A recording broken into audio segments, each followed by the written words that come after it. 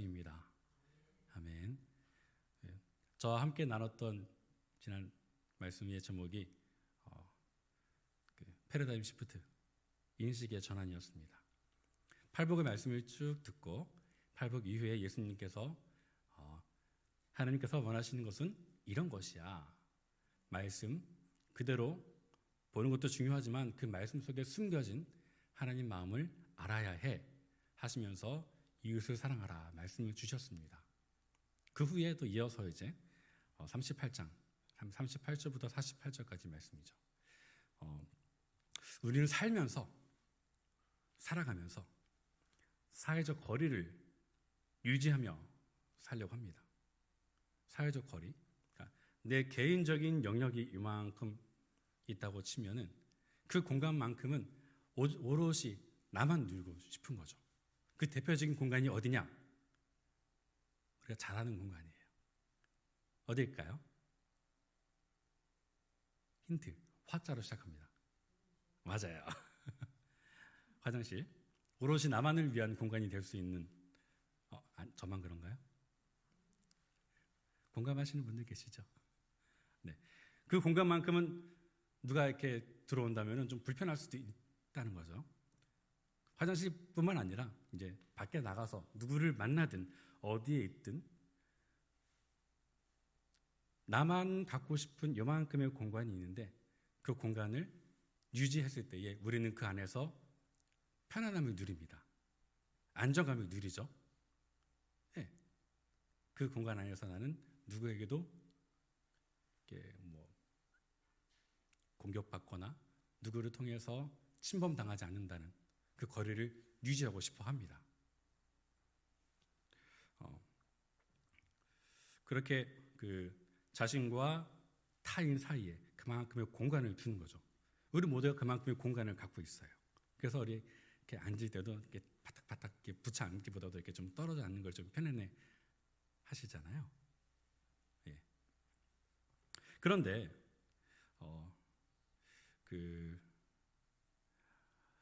그 공간 안으로 누군가 허락 없이 침범했을 때에 우리는 마음에 약간 좀 불쾌함이 일어납니다.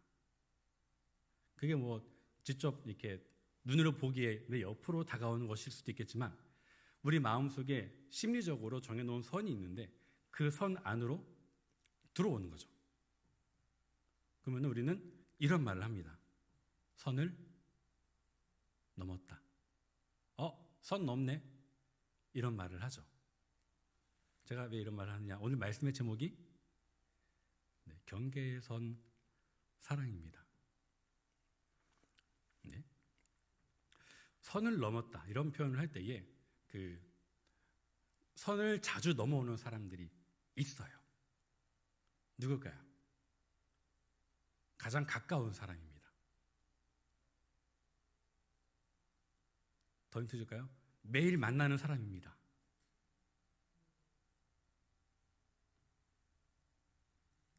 힌트 드릴게요. 가짜로 시작합니다. 가족이에요. 네. 가족이란 이름으로 이 지키고 싶은 선을 이렇게 넘어와서 쉽게 상처를 주고 또 쉽게 상처받고 그래요. 오히려 관계가 먼 사람에게는 그런 선을 넘었다는 표현을 잘 안 하게 됩니다. 왜? 관계가 없으니까. 선을 넘을 이유도 없죠. 선 가까이 오지도 않으니까. 선을 넘어서 내 마음의 간격 안으로 들어와서 나에게 상처를 주는 사람. 그런 상처 때문에 마음이 괴로운 사람. 나에게만 그런 상처를 주지 않으면 돼. 난 괜찮아. 나만 아니면 돼. 라는 사람. 오늘 말씀에서 사랑을 실천하는데 내가 허락할 수 있는 경계의 끝에 서서 나는 그만큼만 사랑하는, 나는 그만큼만 사랑하겠다 라는 마음을 갖고 있는 저와 여러분에게 주시는 말씀 같습니다. 내가 할 수 있는 만큼의 그 선, 그 경계의 끝에서 우리는 이제 어떻게 해야 될까요? 오늘 말씀 통해서 좀 보기 원합니다. 오늘 본문에서는 두 가지 이야기를 말씀해 주십니다. 38절부터 42절까지는 복수에 대한 이야기예요. 보복. 그리고 43절부터 48절까지 말씀은 원수를 어떻게 대할 것인가에 대한 이야기입니다. 복수와 원수. 같은 숫자 돌림이네요. 네, 복수, 원수. 자, 첫 번째. 자, 복수하면은 떠오르는 혹시 영화가 있나요? 복수. 뭐 이것저것 많으실 거예요. 네, 복수는 아주 영화에 잘 쓰이는 그런 소재입니다. 이렇게 마음에 한 가지 영화가 떠오르셨을 거예요.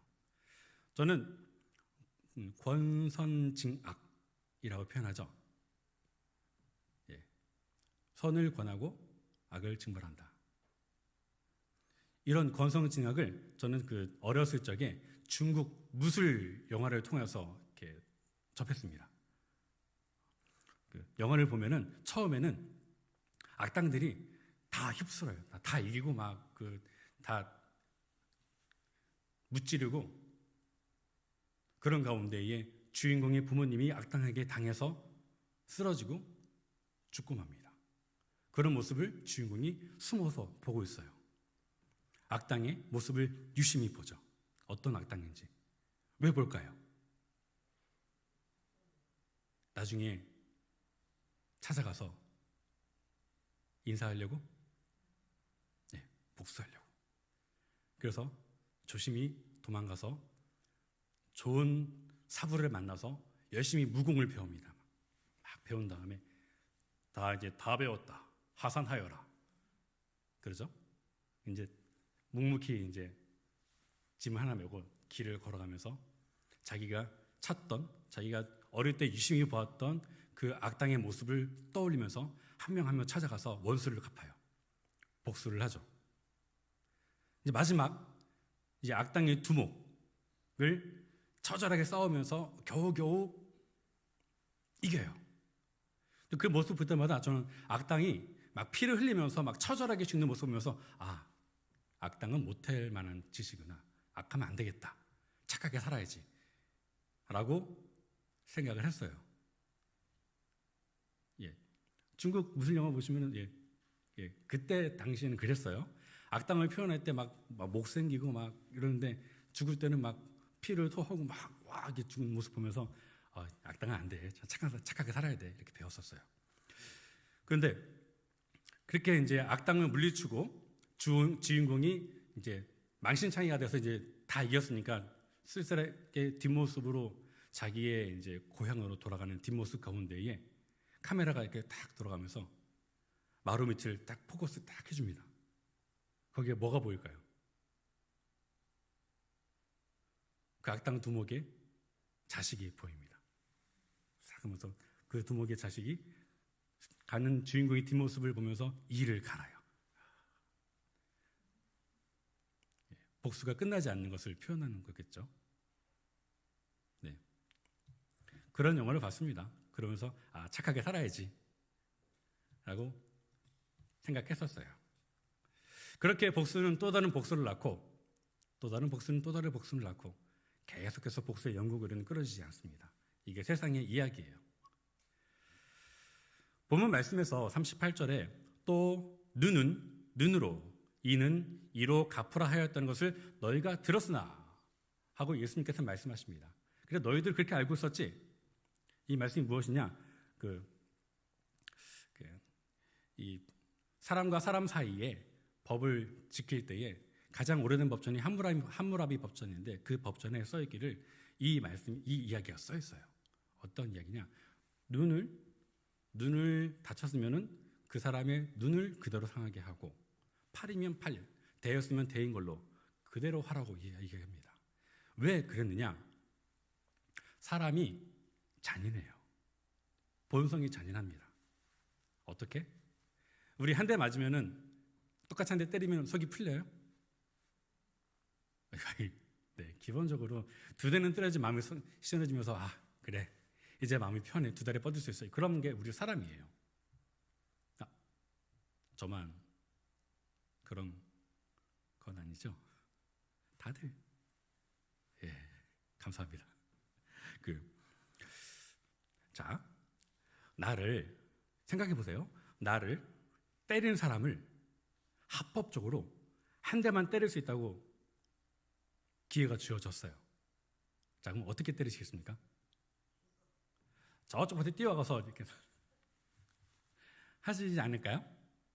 아니면 온몸을 뒤로 제쳐가지고 있는 힘껏 합법적으로 가능하니까 한 대만 때릴 수 있다면은 모든 수단과 방법을 동원해서 그 한 대를 때리기 위해서 막 생각하겠죠. 그게 사람이에요. 그래서 말하기를 눈 맞았으면은 눈까지만 해. 눈 외에 입, 머리 하지 말고 눈까지만 해. 이 맞았으면은 이까지만 해. 팔, 허리 꺾고 다리 꺾고 그러지 말고 거기까지만 해. 이 법이었어요. 약자를 보호하는 법이죠. 자, 당한 만큼만 그대로 보복하렴. 동해보복법입니다.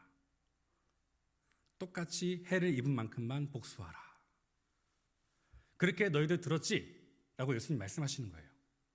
그런데 말씀하시기를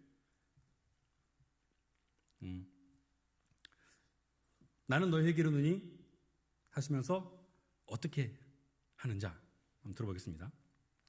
나를 때린 오른편 뺨을 때린 사람에게 왼편을 대래요. 자, 한번 오른편 만져보겠습니다. 오른편 뺨을 만져보실 때에 이쪽을 맞으려면 어떤 손으로 맞아야 될까요? 왼손을 맞아야겠죠. 네, 대부분 이스라엘 사람들은 오른손을 권장합니다. 왼손은 주장하지 않아요. 그러면 오른손을 때리려면 오른편 뺨을 때리려면 어떻게 때려야 되느냐? 방법은 여러 가지겠죠. 그 사람이 뒤로 돌아가서 뒤로 때린다. 그럼 오른편만 맞겠죠. 아닌가요? 아니면 오른손을 들어서 반대로 틀어가지고 이렇게 때린다. 이럴 수도 있습니다. 또 손등으로 이렇게 때린다. 그럴 수 있겠죠. 네. 근데 뺨을 만다는 것은 옛날부터 지금까지 고금을 틀어서 정말 기분 나쁜 일이에요. 기분 좋으신가요? 뺨 맞으면? 왜 아파요? 아픈 거 둘째치고 그 소리가 나는 순간 너무 기분이 불쾌하고 안 좋아요. 근데 그렇게 맞아야 되는데 손등으로 때리면은 두 배의 마음 상함이 있겠죠. 그런데 예수님 말씀하시기를 그렇게 맞았느냐? 왼편도 맞으렴. 이해할 수 없는 말씀입니다.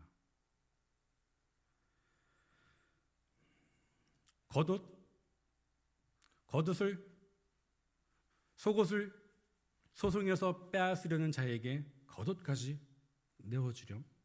점점 더 이해할 수 없는 말씀하십니다. 억지로 오리를 가라는 자에게 심리를 같이 가라. 당시에 법을 보시면은 로마 식민지로서 징병을 통해서 무거운 짐을 오리까지 들 수 있게 합법적으로 요구할 수 있었어요. 오리까지만. 그런데 그렇게 요구하느냐? 그럼 심리까지 가져와라 하고 말씀하시는 거예요. 그 모습을 우리는 십자가를 지는 예수님을 로마 경찰이 잡아다가 구레네 시몬에게 십자가를 대신 지게 하는 모습 보면서 알 수 있습니다. 주며 달라는 자에게 거절하지 말라. 이 말씀을 이렇게 쭉 보면요, 이런 말씀이에요. 너희에게 너희 권리를 주장하지 말고 권리를 포기하렴. 왜 때문에 그럴까요? 이런 말씀하시는 예수님의 중심은 하나님을 사랑하는 그 사랑으로 이웃을 사랑하는 마음을 품고 이렇게 하라는 겁니다. 오른편 뺨을 맞았느냐? 어금니 껴면서 좀 왼쪽도 못 들어봐. 이게 아니라 그 사람을 배려하고 사랑하는 마음으로 왼편도 낼 수 있는 것. 속옷을 달라는 사람에게 가져가 이게 아니라 그래 필요하니 가져가. 이 마음에 우리 지난 주일 말씀 들었잖아요. 증오의 마음을 품지 않고 하나님을 사랑하는 그 사랑으로 사랑하는 마음으로 이웃을 대접하라는 것입니다. 자, 당한 만큼 갚아주는 마음에서 당한 만큼 그 마음을 품어줄 수 있는가 물어보십니다. 너희가 그 악한 일을 당했을 때에 그 당한 만큼을 그대로 보복하려는 마음이 아니라 그 당한 마음을 그대로 품어줄 수 있는가? 하나님의 사랑으로. 당한 만큼 그대로 갚아주거나 당한 만큼보다 더 심하게 해주는 것은 누구나 할 수 있는 일이에요. 믿지 않는 사람도 당연히 하는 일이죠. 그런데 예수님을 믿는 사람으로, 하나님 믿는 사람으로 그것을, 그런 세상의 법칙을 반전시킬 수 있는가? 아니, 반전해야 되죠. 우린 그런 어려운 길을 걷고 있는 사람이니까요. 그 어려운 것을 실천해야 하는 거죠. 자, 뺨을 맞고 옷을 내어주고 주며 거절하지 않는 모습. 무슨 장면이 떠오르지 않습니까? 조롱을 당하고 매 맞고 옷을 뺏기고. 예수님께서 십자가에 달리실 때에 친히 당하신 일들입니다. 그리고 그분의 사랑의 완성을 들어볼 수 있는 말씀을 함께 읽어보겠습니다. 누가복음 23장 34절 말씀, 우리 함께 읽어볼까요? 누가복음 23장 34절 함께 읽겠습니다. 시작.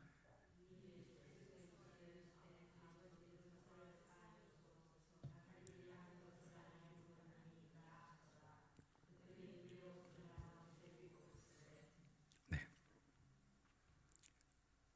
예수님의 그 마음을 한번 느껴보시기 바랍니다. 저들이 죄를 사하여 주옵소서. 조롱하고 뺨을 때리고 욕하고 옷을 빼앗는 그들을 위해서 기도하는 모습. 우리도 예수님처럼 그렇게 용서하며 내 복수의 권리를 포기할 수 있을까요? 있어야죠. 근데 참 그게 어렵죠. 오늘 그렇게 우리 말씀을 주십니다. 어떻게 해야 될지. 두 번째 이야기죠. 원수에 대해서 어떻게 대할 것인가? 원수를 어떻게 대할 것인가? 43절입니다. 또 내 이웃을 사랑하고 내 원수를 미워하라 하였다는 것을 너희가 들었으나. 네, 이웃을 사랑하고 원수를 미워하라. 이거 당연한 법칙이죠. 내가 사랑할 수 있는 사람 사랑하고 나를 배척한 사람을 미워하는 것. 우리는 그거 되게 쉬워요. 세상도 그렇게 살고 있으니까. 기본적인 법칙이죠. 이웃을 사랑하고 원수를 미워하는 방법을 우리는 어릴 때부터 학습합니다. 그래서 우리 편, 상대편을 가르고 우리 편의 승리를 위해서 응원하죠. 자, 살면서 우리는 원수를 어디서 만날까요?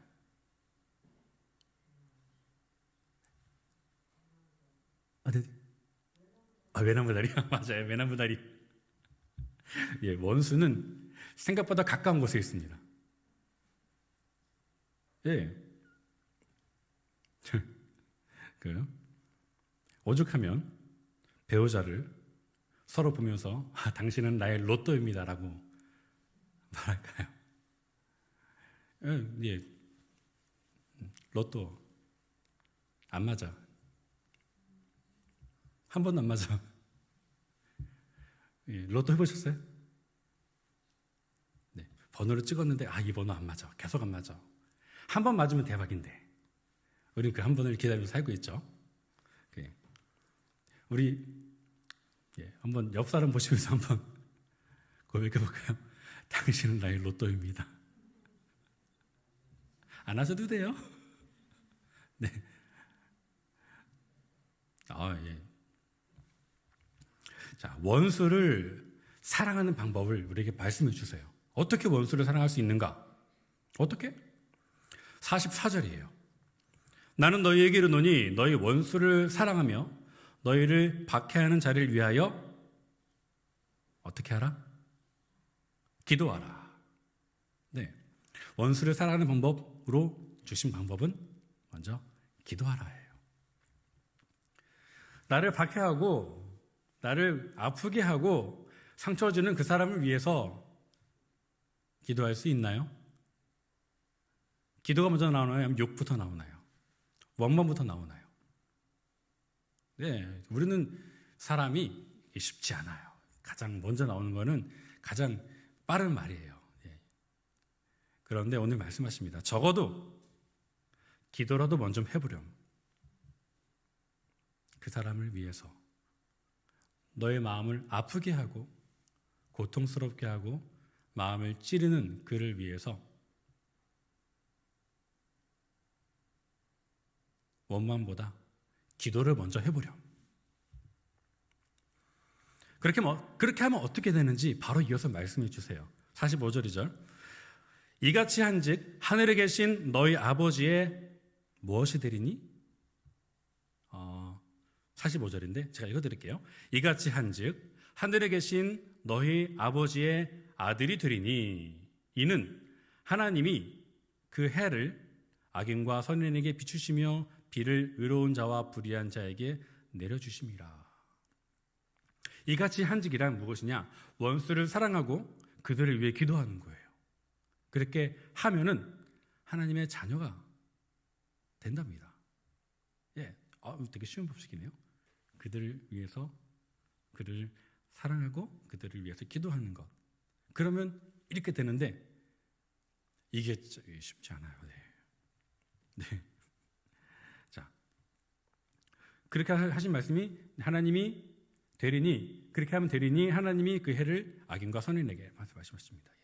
하나님은 누구를 사랑하고 누구를 사랑하지 않고가 아니라 모두를 사랑하시는 그 하나님의 사랑처럼 너희도 그렇게 사랑하라 하고 말씀해 주시는 거예요. 그들을 품을 수 있는 그들을 나를 아프게 하는 원수까지 박해자까지 품고 갈 수 있는 마음까지 가야 합니다. 그런데 그게 어려워요. 우리 마음에 그게 참으로 어렵습니다. 그렇게 사랑하는 게 그 사랑하겠습니다라는 말 그 무게가 참 가볍지 않아요. 내 권리를 포기하고 더러는 자존심을 내려놔야 하고 손해를 봐야 합니다. 그렇게 해야지 사랑할 수 있어요. 내 복수의 권리를 포기하고 내가 잘못했는데 왜? 하지만 그 자존심을 내려놓고 내가 먼저 손 내밀고 내가 먼저 이해하고 내가 먼저 용서하고 내가 먼저 섬겨주는 그렇게 손해봐야 된대요. 그렇게 하는 사람을 뭐라고 부르는지 아세요?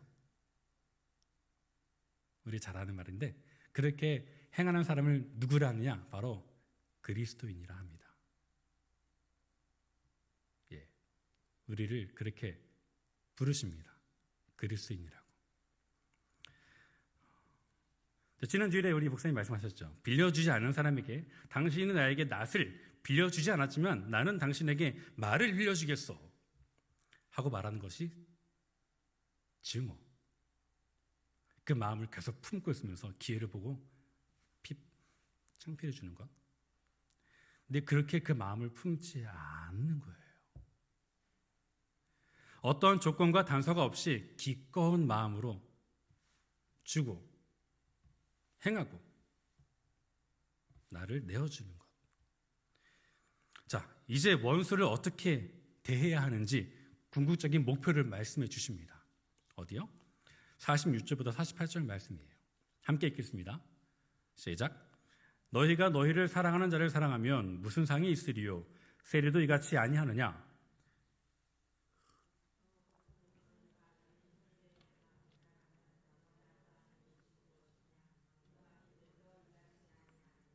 그러므로 하늘에 계신 너희 아버지의 온전하심과 같이 너희도 온전하라. 아멘. 자, 우리가 허락하는 그 경계의 끝에서 이제 그 경계의 끝을 넘어서 한 발짝 더 나아가서 사랑의 실천이 필요한 때입니다.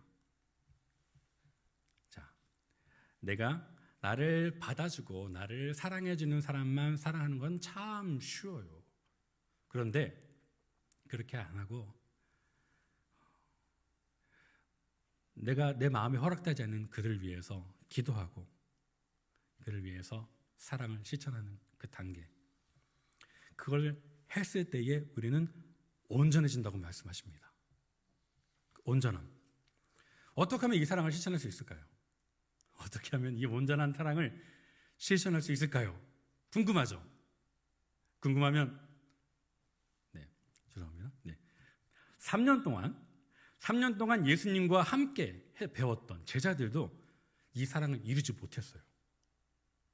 막 치고받고 싸우고 내가 잘났다, 네가 잘났다, 난 너보다 더 잘, 이 마음이 항상 있었던 제자들이었어요. 그나마 배운 것은 3년 동안 그렇게 배워도 예수님께서 십자가에 달리실 때까지 우리는 안 되는 사람이었구나, 우리는 사랑을 못하는 사람이구나 라고 배운 것이에요. 하물며 우리는 어떨까요? 주일 1시간, 수요 예배 1시간, 그렇게 2시간 예배 드리는 마음으로 3년 동안 예수님께 배웠던 그들과 함께 비긴다면 우리는 얼마나 많은 시간을 예배를 드려야지 그 마음을 이룰 수 있을까? 계산은 잘 안 됩니다. 자, 우리가 온전치 못하죠. 사도 바울이 이런 마음의 상태에 대해서 잘 설명해 줍니다. 로마서 7장 21절부터 25절 말씀인데요. 우리 교독하겠습니다. 그러므로 내가 한 법을 깨달았노니 곧 선을 행하기 원하는 나에게 악이 함께 있는 것이로다. 내 지체 속에서 한 다른 법이 내 마음의 법과 싸워 내 지체 속에 있는 죄의 법 아래로 나를 사로잡아 오는 것을 보는도다.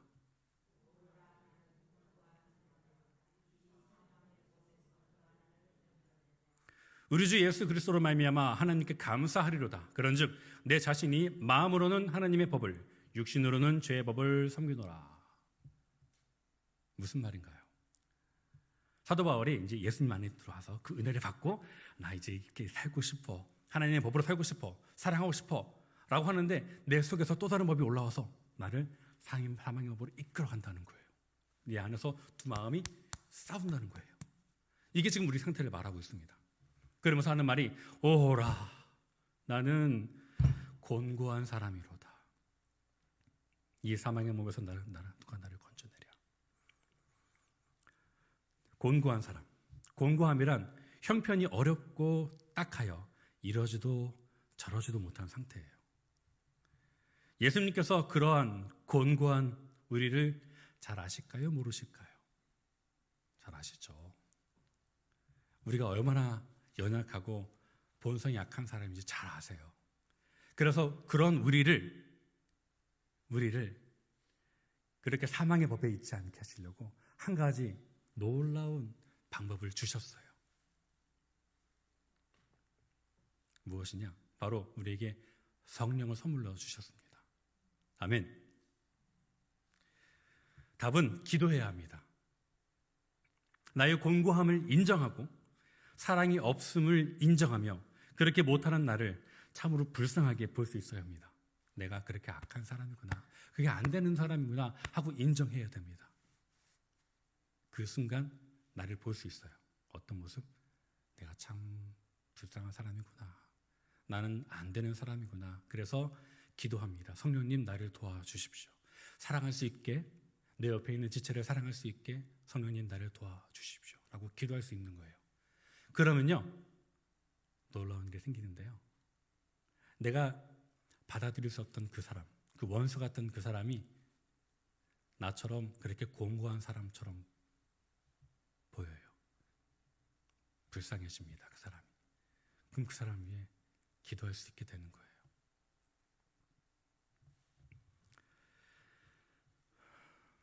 이제 우리 그렇게 내려놨잖아요. 자존심, 악한 마음, 미운 다툼, 시기 질투 비웠잖아요. 그 비워진 자리에 성령님을 모시고 그 선한 능력을 힘입어서 사랑을 먼저 실천해야 합니다. 예수님께서 우리에게 알려주신 강력한 기도가 있습니다. 어떤 기도냐? 우리가 우리에게 죄 지은 자를 용서하여 준 것 같이 우리의 죄를 용서하여 주옵소서. 아멘. 그렇게 하나님 안에서 온전해지는 저와 여러분 되길 축복합니다. 우리 함께 기도하겠습니다.